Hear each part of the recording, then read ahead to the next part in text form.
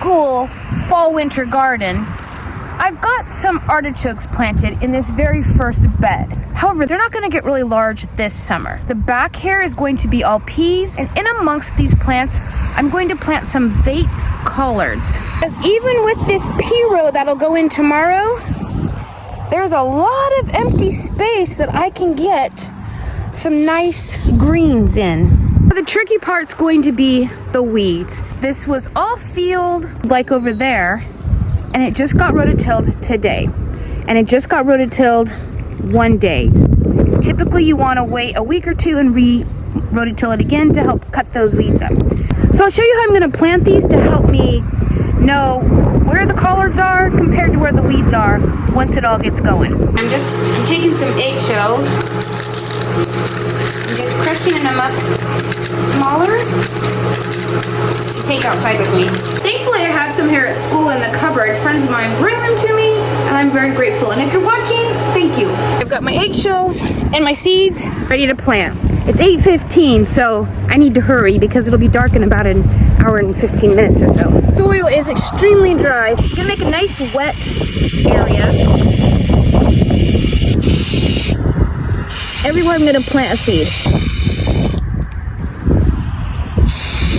There's the seed. Just gonna pour a few out. I'm gonna plant a couple just in case one doesn't germinate. Sprinkle of soil on them.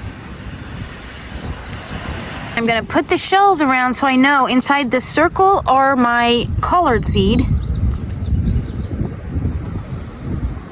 Stuff's gonna re-root. It's gonna come up. I can tell the difference between grass and collards, but there's a lot of wild mustard and things around here that are harder to tell the difference. Okay, there's one. Was it smart? It blew all my seeds off. Okay, I'm gonna put some in my hand, I guess. It's a little windy here, so I do like to pat them down so they don't just get blown away.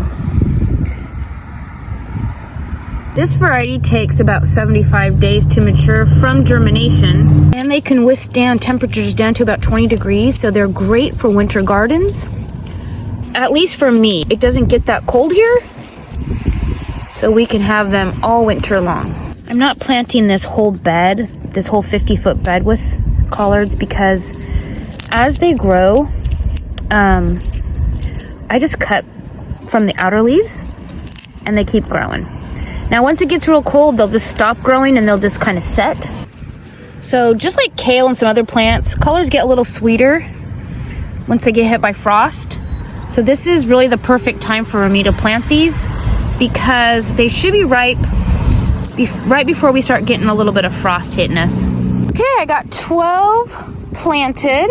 That's all I'm going to plant tonight. I'm also going to start some to transplant out later, just in case these are just overrun with weeds so much that it's difficult for me to weed them without them actually getting pulled up when I pull up the weeds. That's how concerned I am about weeds. I wasn't going to direct seed anything out here, but I thought I'd give it a shot. Anyways, collards. Day 72 of planting a different variety of edible seed every day for 100 days.